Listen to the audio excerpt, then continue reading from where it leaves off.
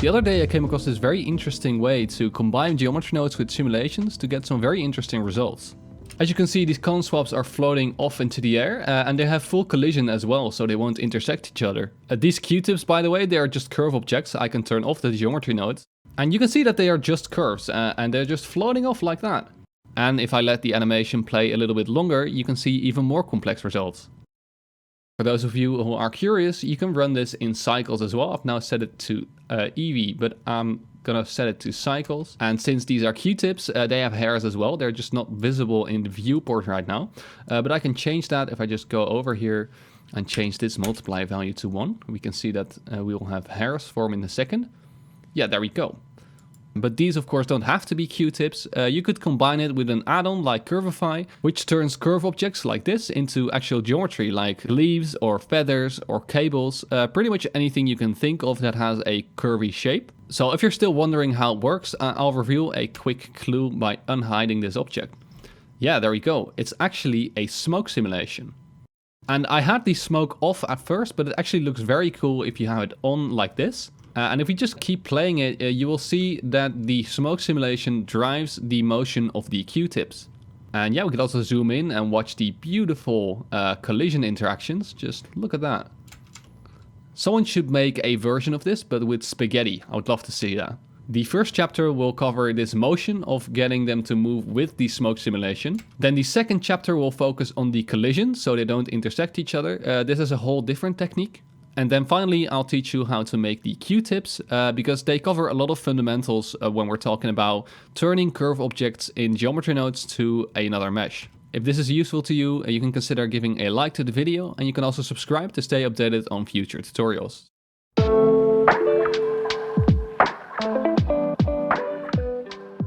I'm just gonna save my project and open a new file of Blender.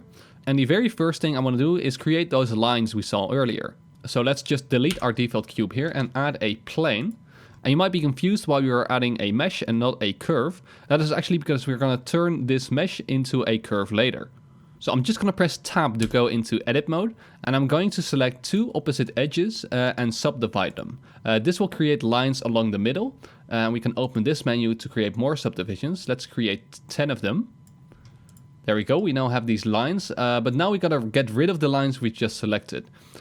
We do that by pressing Alt and selecting those same lines. So I'm gonna select this first one, and then I'll Alt Shift click the other one, so we select both of them. And then I'm gonna delete them, I'm gonna delete just the edges. Pressing Tab again will bring us into object mode, and I'm just gonna move this up on the Z axis so it's floating above the grid over here. Next thing I will add is a cube, because this is going to be our smoke object.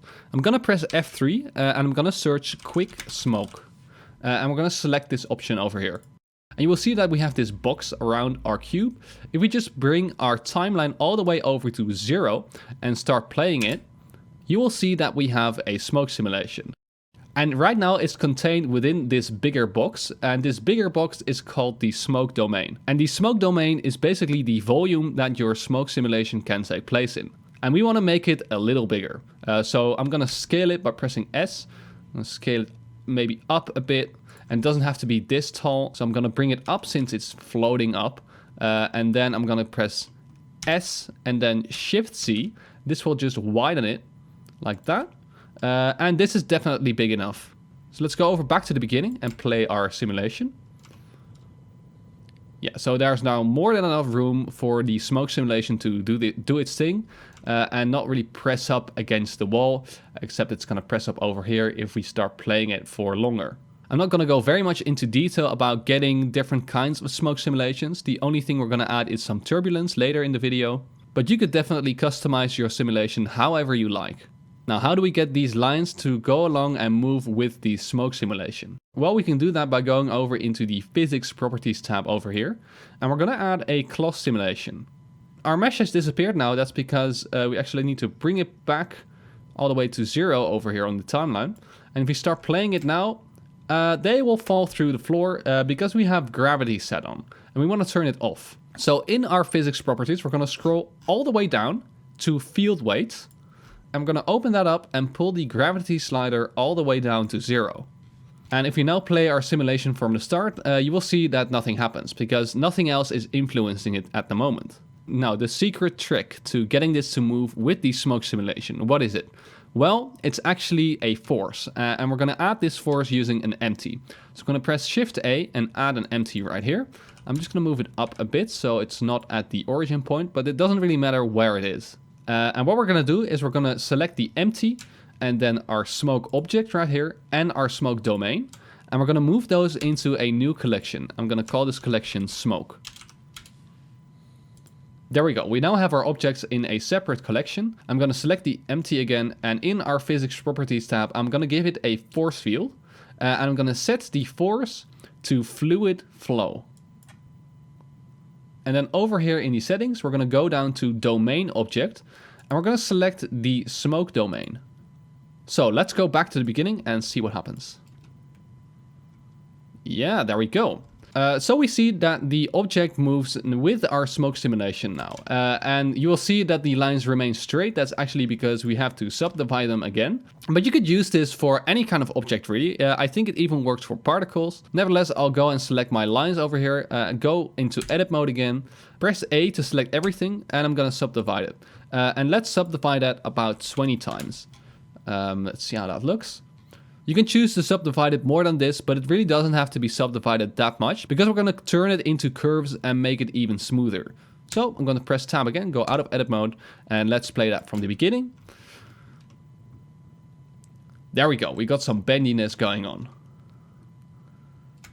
Very nice. So like I said earlier, I wanted to involve some turbulence, and that's another force. So let's add another empty. I'm just going to bring it up here. And at the physics properties tab, let's give it another force field. And this time we're going to set it to turbulence. What we're going to do is animate this empty, give it some random noise, and that will make this smoke simulation a little more turbulent. We can do that by pressing I to insert a single keyframe on the location. I'm going to pull up the timeline and press Control Tab. This switches us to the graph editor, which is a really handy shortcut. I'm just going to open up the object transforms, and then for every location we need to add a noise modifier. We do that in the modifier menu. If this menu is not open, you can open it with N. So let's select modifiers, add modifier, and then a noise modifier. And right now it's moving very erratically, so I'm going to up the scale so it doesn't happen that way. So maybe a scale of 10. I'm going to increase the strength a little bit. Yeah, maybe something like that. And I'm going to do exactly the same for the Y and the Z location. So add some noise, pull that up a little bit. You can also change the phase so the curve looks a little different than the X curve. Maybe increase the strength on this one a little bit. Do the same for the Z location, except for the Z location, I'm not going to give it as much strength. So scale it up, give it a different phase, and then maybe do a strength of 0.5. Let's play it now, see how it looks. Yeah, so we have this empty basically moving randomly, and as you can already see, we have a very different kind of look right now. I would say it's actually way too intense at the moment, and we can change that by going over to the force field and just lowering the strength over here. I'm gonna lower it to about 0.4. Let's see how that looks. Yeah, I definitely like this a little better. And you could use basically any kind of force field for this. I could also, for instance, create a wind force field. Just turn it like that. And blow our curves away.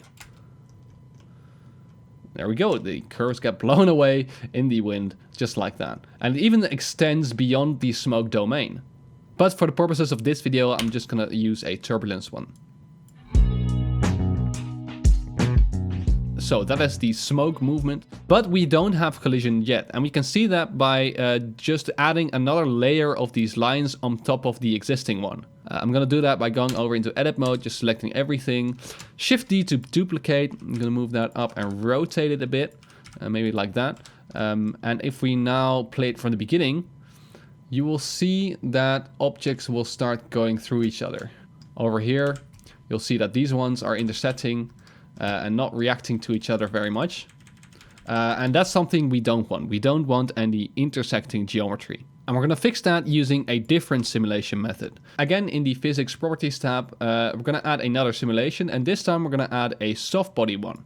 Let's just minimize this menu so we have the menu for the soft body. And the very first thing I want to do is get rid of some field weights. I'm going to get rid of the gravity, and I'm going to get rid of the fluid flow, and I'm going to get rid of the turbulence. Basically, I don't want any of the forces that are present to influence this soft body simulation. So if you're adding any other forces, for instance wind, I'd advise pulling them down. And the soft body simulation has a lot of options, just like the cloth simulation. And again, for time's sake, I'm not going to go too much into it. But what is very important is this self-collision option over here. We're going to turn it on, and we're going to increase the ball size to something bigger. Let's say 4 meters. And I'm going to lower both the stiffness and the dampening all the way down. So in my previous setup, I experimented with some different settings, and I'm just going to copy them over here. The push and pull options I'm going to set to 0.2, and we're going to increase the plasticity as well. If we increase this, then the deformations that happen in this simulation will remain more permanent. So I'm going to increase this a little bit. And let's see how it looks at the moment. Yeah, so we have some problems. Because you'll see this wobble in the beginning, and that has to do with some different settings. And after changing a few settings, you can see the settings that I have here. The one thing that seemed to work is going over to the goal and going all the way down to strengths and setting the default value here at 1. And if we now play it, you will see that we have no wobble anymore.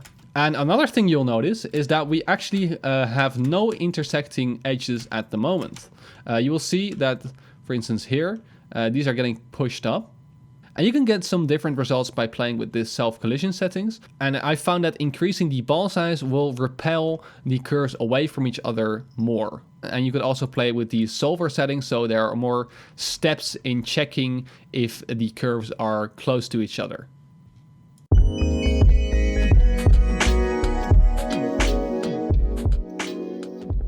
Right now we're going to convert these lines into curves and then back into an actual mesh. So I'm going to give my viewport a little more room and change it from the graph editor to the geometry node editor. And we're going to add a new group. So the first thing we're going to add is a mesh to curve node. This will transform these lines, which were vertices, to actual curve objects. And what we're going to do is make these curvy shapes look a little better. The first thing I want to do is actually resample them. And I want to resample them only a few times, maybe 8 times. And you will see that it actually gets less resolution right now. And I've done this on purpose because having deformations that are really fine, like this for instance, it's not that pretty. And we can actually smooth these out again by getting a fillet curve node.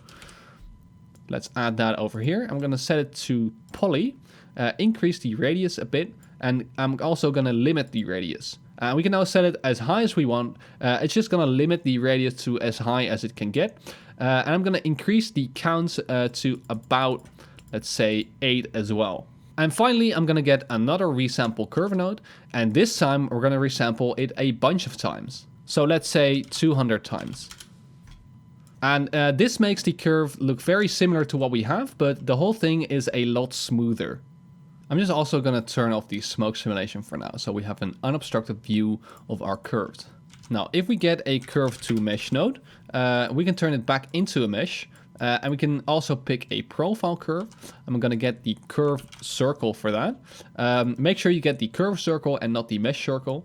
And now it's way too big, so let's get that radius down a little bit to maybe 0.01. So now we have these tubes. I'm going to press fill caps so the ends are actually filled in like that. But I want to give it a custom shape, and we can do that by getting a set curve radius node. And we're going to put that after the second resample curve node right here. And let's pull it out a little bit because we're going to use the curve factor, and we're going to use some tricks to get a custom shape. Let's first get a spline parameter node. And we're also going to get a color ramp. And what we're going to do with this color ramp is we're going to press plus to add a new point in the middle. And this point we're going to make white. And then the point all the way on the right, we're going to click that and put it down to make it black. So it's going to be black, and then in the middle it's going to be white, and then back to black. Finally, I'm going to get a float curve. I'm gonna put it right here. And let's just connect the factor of the spline parameter to the factor of the color ramp and the color to the value of the float curve. And we're gonna connect this output value to the set curve radius node. So yeah, we now have this shape. You see that it's pointy in both edges. I'll tell you how this works. In the spline parameter node, we're using the factor. And the factor of a curve is 0 at the start of the curve, and it goes all the way up to 1 at the end of the curve. And you could plug this directly into the float curve, and you'll see that. So it's 0 all the way here. I guess this is the start. And then it increases, and now it's 1 over here, and that's why we have a bigger thickness here, because it's 1 over here, and then it goes all the way down to 0 over here. But because we put this color ramp in between here, the middle part is actually going to be the thickest part, and the two ends is now going to be the smallest part. But the interesting thing is we can use this float curve to create different shapes. So we can maybe pull this down and then add another point. And I'm going to change this point to flat, I guess, or outer clamped it means. I'm going to change this point as well, like that. Maybe add another point over here so we get that shape. I mean, you're already going to see how this is looking. If I want the shape to be thicker overall, I can just go over to my curve circle over here and increase the radius. And there we go. We're already seeing something that looks like a cotton swab or a Q-tip. And I can just play with this shape and get exactly what we want. And yeah, that's basically how you make the shape. Now for the hair, I actually followed another tutorial called the softest fuzz you can't touch. It might have popped up in your recommended over the last few months because it's actually a really good tutorial and it feels redundant to just repeat everything in that video. So you can just follow that video after this tutorial. But to utilize that tutorial properly, we actually need to store an attribute so we can make the right selection for the fuzz on the endpoints. And we do that using a store named attribute node. So we're going to get that here and put it after the second resample curve node. What attribute are we going to store? Well, we're going to store the factor after it's been in the color ramp. So we're going to connect this color to the float input. It can stay a float, it doesn't have to be a color. And let's name this. So let's say curve factor. And you can use this attribute with a color ramp to just isolate these tips over here. And with that, you could do all sorts of things. You could use it as a selection for a distribute points on faces node, or you could use it in a material.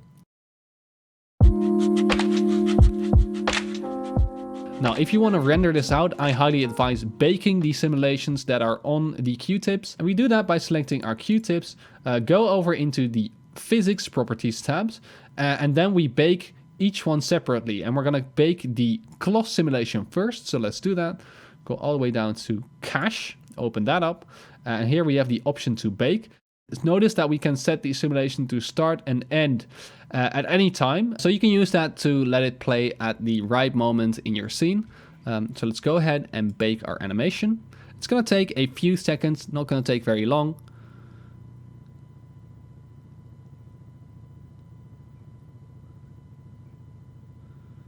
There we go. And then we're going to do the exact same for the other simulation, which is the soft body.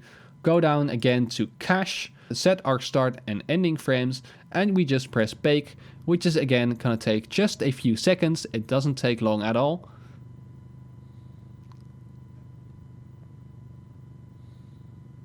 There we go, and we can now scrub the timeline and basically see whatever we like, and it will play even smoother now.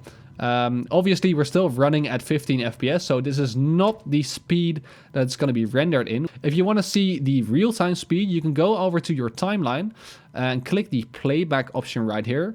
And at the sync option, you just press frame dropping.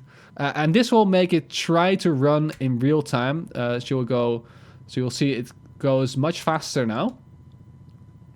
And yeah, you can now make this into a stylized scene. Maybe you want to get this light and change the color of it to something cool. And then maybe duplicate that, get another one, and change that to something else here. That's super easy. With 2 lines, we already have an ethereal, cool looking setup that is actually able to render in the viewport. You could go much deeper into all of these You could do something interesting with the smoke or change some of the settings on the cloth simulation. And yeah, I'm very curious to see what you come up with. Send me your renders if you're gonna make this. You can follow me on Instagram at StrayThomas. I would just love to see it because it's a very intuitive way of creating these nice animations, and you can make a lot of different things with these curve objects. Also, regarding the fact that there's no face cam, the first reason is I'm sick at the moment, so I really look like a mess. And I also just want to try out some different content types, and maybe having no face cam during the tutorial part will be better, because then you can just focus on Blender and focus on the tutorial, focus on whatever is being selected, and you're not distracted by a face cam. If you have any opinions on that, maybe you miss it, definitely let me know as well. That brings us to the end of the video. If this tutorial was useful to you, consider giving it a like or leaving a comment. You can also subscribe to stay tuned on future tutorials. And yeah, with that, I'll see you next time.